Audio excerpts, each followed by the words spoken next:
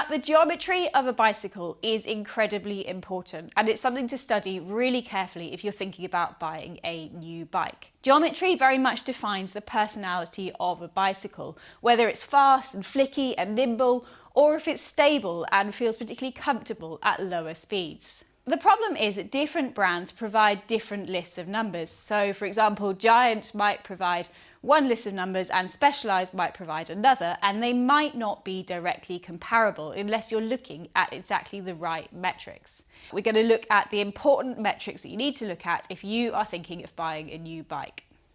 So before we go into the details of geometry, I'm just going to spend a second focusing on the difference between geometry for handling and geometry for fit. Now, if you're buying a new bicycle, first you need to look at the geometry for handling because you want to determine if this is the right bike for you. The numbers you're going to look at are stack and reach, wheelbase, relationship between the front centre and the rear centre, particularly the chainstays, also the head angle and trail. We're going to look at all of those in this video. So once you've chosen a bike based on handling, then you're going to look at a bike based on fit. But the two really do need to interact. Be honest with yourself about the kind of rider you really are, about your strength, about your flexibility, and the sort of speed you're going to be riding on, as well as the kind of roads you're going to be riding on. Now, if you are comparing a bike that you currently have with a bike you are considering buying, there are some really, really useful websites out there. So there's Geometry Geeks and bikeinsights.com. Both of those include huge databases of various different bicycles and have all the geometry details so you can compare different bikes.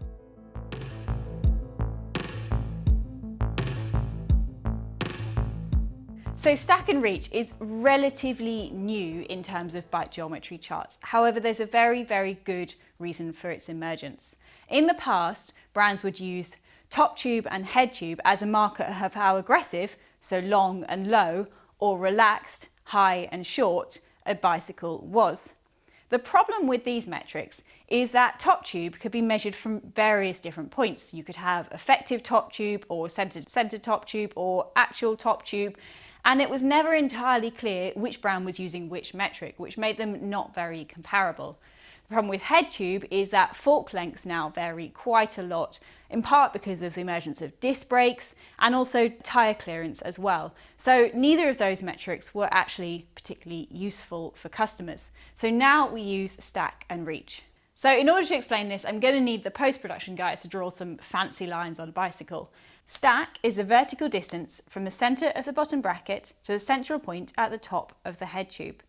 Reach is the horizontal distance from the centre of the bottom bracket to the middle of the head tube.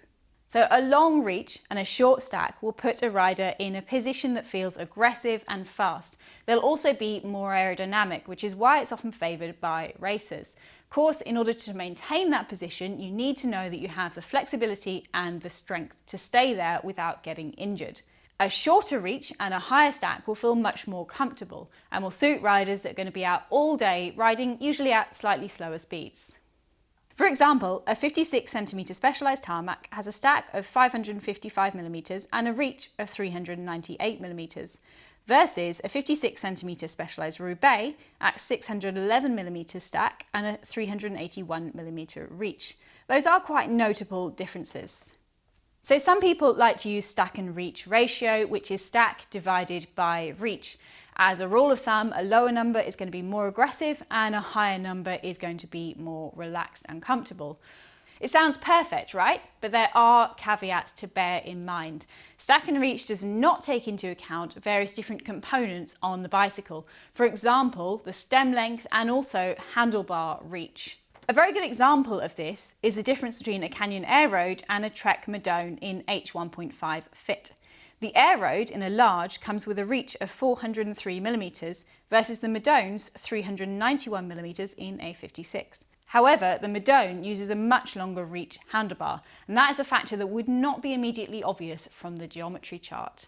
You can often see the handlebar's reach if you actually go to the spec sheet for that particular component. Alternatively, at that point you are looking at speaking to bike fitters or also calling in a test bike, which is something I always recommend if you're really looking seriously at investing in a new bike. So thankfully, some brands are actually starting to take this into account. For example, Canyon has started listing Stack Plus and Reach Plus, and that does take into account the stem and also handlebar reach. Do remember though that you need to look at the bike in your specific size. That is because at times bike designers will make the bike more or less aggressive in smaller or larger sizes, using the middle size as a median or average. This is often a cost-cutting method because it allows them to use the same mould for various parts of the frame across different sizes. So one final thing that you should also bear in mind is that Stack and Reach does not take into account the effect of spacers. So if you are running all of the spacers below your handlebar, it will bring the stack up and it will also bring the reach very slightly back because of course you've got a diagonal line here.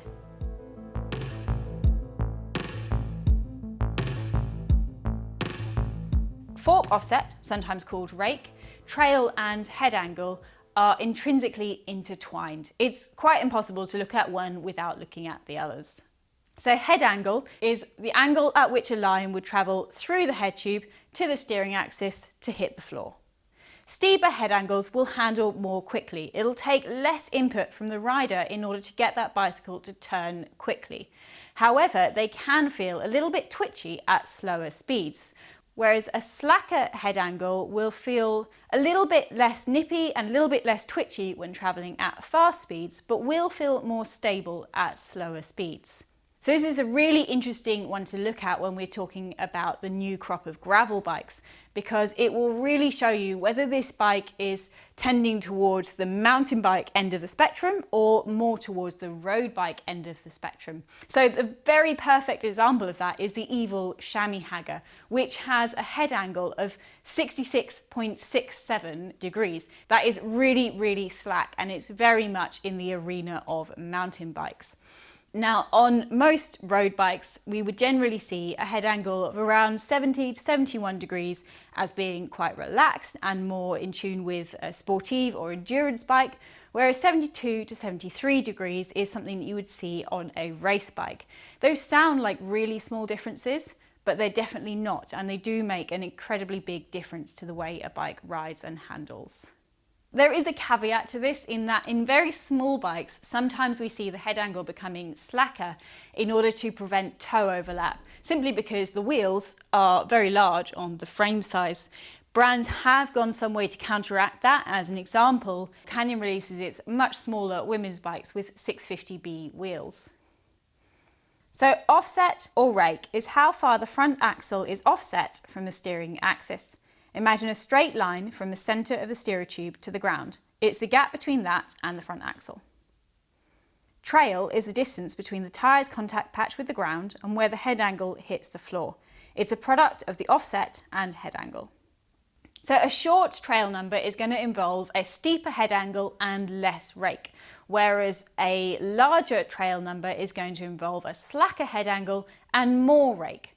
So as a rule, around 55 to 59 millimeters is the kind of trail that you would see on a fast, quick handling bike, whereas 60 millimeters plus is more what you would expect from an endurance bicycle. So as an example, Trek Monda in a size 56 has a trail of 58 millimeters and a head angle of 73.5 degrees. And that of course is a fast handling race bike.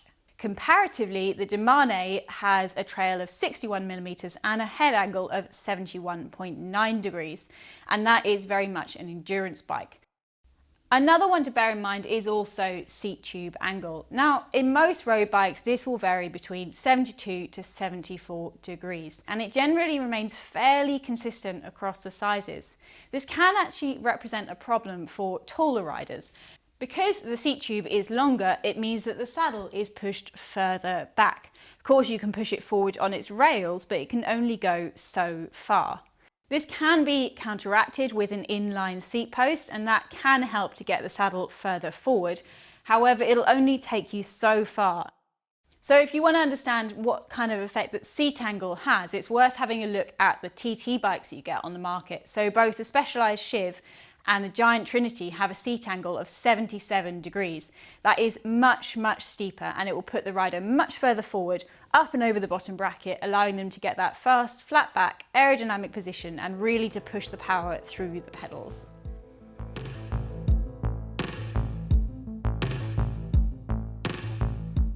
Wheelbase is another marker of how quick-footed or stable a bike will feel. A longer wheelbase has a larger turning circle, whereas a shorter wheelbase has a shorter turning circle. Wheelbase can be divided into front centre, the difference between the centre of the bottom bracket and the front axle, and rear centre, the distance between the centre of the bottom bracket and the rear axle. Unfortunately, not all bike brands do list this. However, they do generally list chainstay length, which will of course give you a pretty good idea of rear centre. So in both those cases, a longer number, so a longer front centre and a longer rear centre, will feel more stable at slower speeds, whereas a shorter front centre and rear centre or chainstay length will feel much more nippy if you're riding at faster speeds. Of course, the chainstays or rear centre do need to be long enough to accommodate different tyres, which is why often on gravel bikes, as well as them providing more stability, we also see longer rear ends because this does allow for more tyre clearance. However, there are some caveats to that. So as an example, the Specialized Diverge has shorter chainstays because it helps get the rider's weight up and over when they're scrambling up those really kind of short, steep climbs that you find off-road. So in the past, disc brakes have interfered with this status quo. That's not the case anymore. The group sets have changed, so we don't need longer chainstays to account for disc brakes. And we do see that in newer bikes. As an example, newest iteration of the Canyon Aeroad had shorter chainstays again, which allowed it to keep its intended personality.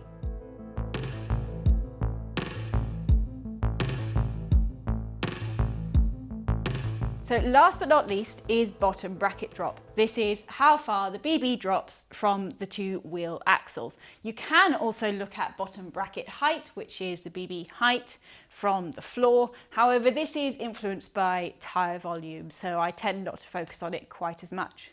So a larger BB drop lowers the rider's centre of gravity. It's something you would still want on a fast handling crit race bike because you are going to be leaning hard into those corners and you want a low centre of gravity.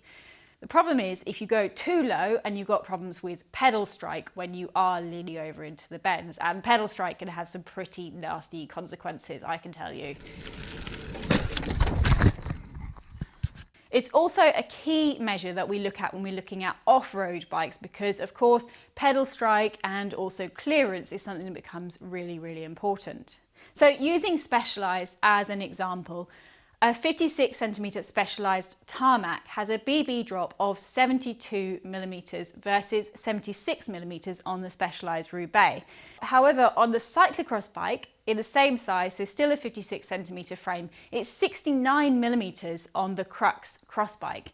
However, on the Diverge, it's 80 millimetres. Now that is a really, really big difference. It's going to make the Diverge feel an awful lot more stable on gravel terrain. However, it gives you a lot less clearance, whereas the cyclocross bike is much more tailored to that really thick mud and obstacles that you might find on a cyclocross course.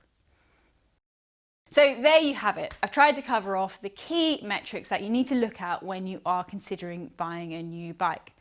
In short, if you're after a fast, aggressive bike, then look for a long reach, a short stack, a steep head angle, and a shorter trail number.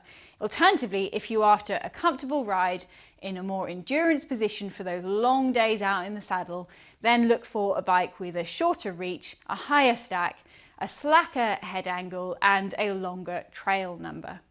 Comparison sites are your friend. Compare bikes that you know that you like the handling of and new perspective bikes because they can be really, really useful. I hope you've enjoyed this video. If you have, hit like and subscribe so you'll see more of our videos in the future. If you have any questions, pop them in the comments down below and we'll do our best to answer them.